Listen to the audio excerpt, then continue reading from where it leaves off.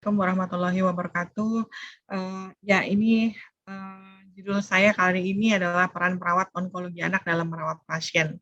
Tentunya, nggak mungkin kita sebagai, dokter, bisa komunikasi dengan baik tanpa bantuan, kalau saya bilang sih dalam tanda kutip, perantara ya, karena memang betul tadi Dokter Endang, Dokter Dian juga menyampaikan bahwa perawat ini kan eee, lebih sering ada di dekat pasien ataupun keluarganya, hingga rasanya mereka lebih tahu banyak tentang keadaan pasien, daripada sejujurnya kita sendiri. Tapi bukannya kita nggak tahu, sama sekali, tapi mereka itu adalah benar-benar sangat membantu kami, sebagai dokter.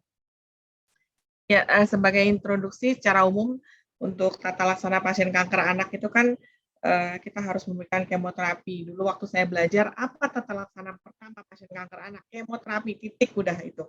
Terus kemudian ada suportif, ada radiasi, rehabilitasi, dan kemudian terakhir adalah paliatif. Sebagai tambahan itu memberi informasi bagaimana merawat pasien, bagaimana menjalani hidup yang lebih sehat dalam merawat dan memberi energi positif. Ini adalah, tugas dari perawat, selain tugas dari kami juga. Ya, perawat onkologi anak memiliki peran penting dalam membimbing pasien dan keluarganya dalam pendampingan penyakit, pengobatan, dan rehabilitasi yang secara definitif mempengaruhi kualitas hidup pasien. Kerjasama ini sangat membantu meringankan penderitaan yang disebabkan oleh perawat yang, karena perawatan yang lama dan panjang. Dan kalau kita merawat pasien maaf batuk pilek itu kan mungkin, 3 hari, 5 hari, paling lama dia harus sembuh atau infeksi yang ada dirawat di bangsal, targetnya itu 3 hari, 5 hari harus selesai. Tapi kalau, kasus-kasus onkologi ini kayaknya memang perawatannya lebih lama, bisa 12 bulan, 18 bulan, 2 tahun. Jadi, perawatan itu bukan hanya di dalam rumah sakit, tapi juga, pada saat pasien kontrol karena, pasti lama. Ya ya, sedihnya kalau misalnya ada yang relapse pasti lebih lama lagi dan lebih panjang lagi. Dan perawat onkologi anak ini memiliki peran penting dalam hal merawat, harus bertindak secara sadar, refleks kritis dalam perawatan anak dan keluarga yang berada di bawah asuhannya. Ini tadi Dokter Endang sudah, sedikit menyinggung tentang komunikasi, bagaimana perawat onkologi anak harus mampu berkomunikasi dengan pasien dan keluarganya. Pasti, tadi Dokter Endang juga menyampaikan tentang kultur, jadi mungkin dengan bahasa, dengan disesuaikan gitu kan. Terus kemudian harus dapat menggunakan keterampilan ya kan, komunikasi, menerangkan prosedur medis yang akan dilakukan, menjawab pertanyaan pasien atau keluarga. Dan dapat menjawab pertanyaan, juga memberi dukungan emosional. Menggunakan keterampilan komunikasi untuk berdiskusi dengan pemberi asuhan lain, yaitu dokter misalnya, terus kemudian diperlukan juga ahli bedah, terus, farmasi dan lain sebagainya, dietitian untuk memastikan pasien mendapatkan perawatan yang baik. Aktivitas harian bertemu dengan pasien menjadikan perawat onkologi anak lebih peka terhadap situasi. Dan yang profesional untuk perawat onkologi anak atau dengan kekhususan, ini kekhususan di bangsa anak di rumah sakit kanker Darmais misalnya. Mereka itu ya khusus gitu yang mau untuk merawat pasien kanker anak. Tidak semua perawat, memang mau ya, kadang, saya nggak berani dia pegang anak gitu kan. Jadi memang perawat onkologi anak ini, eee, adalah suatu kekhususan yang akan bekerja sama dengan dokter dan keluarga pasien supaya kualitas hidup pasien menjadi, lebih baik. Supporting. Nah ini, memantau kondisi dan asupan, nutrisi pasien. Jadi bukan hanya merawat, infus, dan lain sebagainya, tapi kondisinya juga harus disampaikan ke dokternya, asupan nutrisinya, karena kan kebutuhan nutrisi pada pasien, onkologi anak tuh kan pasti beda dengan pasien, biasa atau anak sehat ataupun anak, dengan infeksi, itu pasti berbeda. Selama proses pengobatan dan perawatan, pasien, memerlukan perhatian khusus ya, seperti gejala penyakit yang datang mendadak, asupan gizi, Dan ya memang banyak, misalnya pada kasus-kasus leukemia pada fase induksi, anaknya jadi suka sekali makan, terus kemudian pada fase yang berikutnya malah nggak mau makan sama sekali, dan juga harus diperhatikan, kondisi kesehatan mental pasien.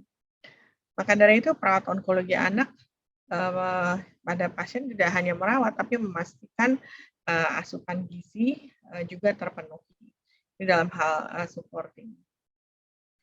Ya, yang lain adalah memberikan dukungan. Jadi perawat onkologi anak pada pasien selanjutnya adalah sebagai motivator yang bertugas membangun kembali semangat penderita kanker untuk bisa sembuh.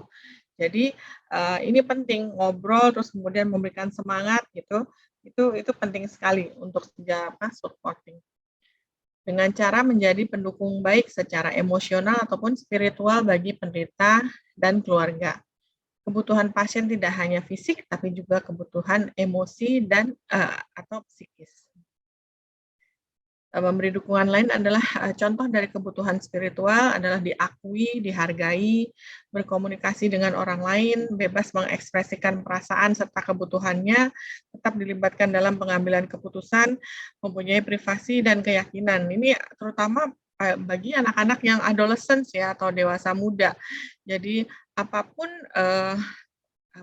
yang akan kita berikan atau tata laksana pengobatan, kita harus mendiskusikannya dengan mereka. Jadi mereka tahu apa yang akan dilakukan. Sedangkan emosional meliputi motivasi dan semangat untuk sembuh, membangun kembali kepercayaan diri penderita kanker. Empati. Empati pasti adalah kemampuan untuk memahami dan berbagi perasaan orang lain. Dan perawat onkologi anak ini sering menggunakan empati untuk menghibur anak dengan menjelaskan prosedur dan menjawab pertanyaan pasien ataupun keluarga dengan keterampilan yang dimiliki. Berikutnya pasti pengetahuan medis.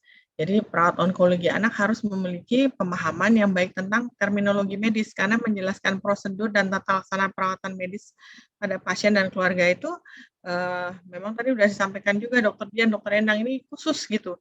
Kalau untuk kasus-kasus onkologi anak karena bukan hanya kita melihat maaf dari latar belakang orang tua, tapi juga kasus onkologi anak itu sendiri. Jadi pasiennya dengan sakit apa itu kita harus kita bisa tahu, perawat harus tahu apa yang akan dilakukan. Jadi tata laksana perawatan itu mereka juga bisa ikut menerangkan. Hal ini penting dengan cara yang mudah dipahami oleh pasien dan keluarga. Jadi dengan bahasa yang lebih mudah dimengerti. Ya, ketelitian ini semua harus punya ketelitian. Perawat onkologi anak harus memiliki perhatian yang sangat baik terhadap detail untuk memastikan mereka mengikuti rencana perawatan secara akurat dan mendokumentasikan semua informasi. Jadi apakah keluhan pasien itu apa, terus kemudian apa juga yang disampaikan orang tua. Kalau misalnya, oh ini obatnya sudah habis, oh ya anak saya nggak mau makan, ini harus ditanyakan gitu, terus kemudian jangan lupa dokumentasi. Hal ini untuk membantu ataupun memastikan keselamatan pasien dan mencegah kesalahan dalam perawatan. Jadi misalnya, oh hari ini minum 6 MP-nya kayaknya dikurangi karena pasiennya mual muntahnya heboh gitu. Ya itu harus dikasih tahu itu dokternya, jadi asupannya nggak sampai tercukupi gitu. Itu harus disampaikan. Perhatian yang teliti dapat membantu melihat adanya perubahan dalam kondisi pasien ataupun kondisi tertentu dan segera diinfokan ke staf medis. Ya, ini kesabaran. Kayaknya perawat onkologi anak ini harus ekstra memiliki kesabaran dan dapat memberi pengertian bagi pasien anak rencana terapi dan ngasih tahu juga efek samping dari kemoterapi yang masih mungkin dialami. Pasien ataupun keluarga mungkin akan banyak pertanyaan yang diajukan dan khawatir atau takut akan menjalani pengobatan kemoterapi. Penting bagi perawat onkologi anak memiliki kesabaran ya pada anak-anak dengan memberikan jawaban hampir setiap hari pertanyaan mereka dengan cara yang dapat mereka pahami. Ya, kesimpulan saya tadi bahwa Ya, komunikasi penting pasti, supporting, memperhatikan juga asupannya, keluhannya, memberi dukungan adalah beri semangat, pengetahuan medis adalah, tahu apa yang dialami pasien dan, membantu untuk, tata laksana itu sendiri, menerangkan tata laksana. Ketelitian adalah kita bagaimana caranya, merangkum apa yang terjadi pada anak, terus kemudian juga melaporkan bila ada, perubahan dari, kondisi anak itu sendiri, empati, dan yang terakhir adalah pasti kesabaran. Saya rasa itu saja, share dari kami ini. Maaf Dokter Dian, Dokter Endang, terima kasih. Ini kebetulan acara 17-an ini di, Bangsal Anak ini, jadi ini welcoming-nya, terus bangsal anaknya seperti ini, kemoterapinya, dan perawat-perawat itu juga bukan hanya, eee merawat saja, mereka juga upgrading keilmuan yang, mereka harus lakukan karena, merawat itu penting, tapi upgrading keilmuan pasti juga penting. Saya rasa itu aja Dokter Dian, terima kasih.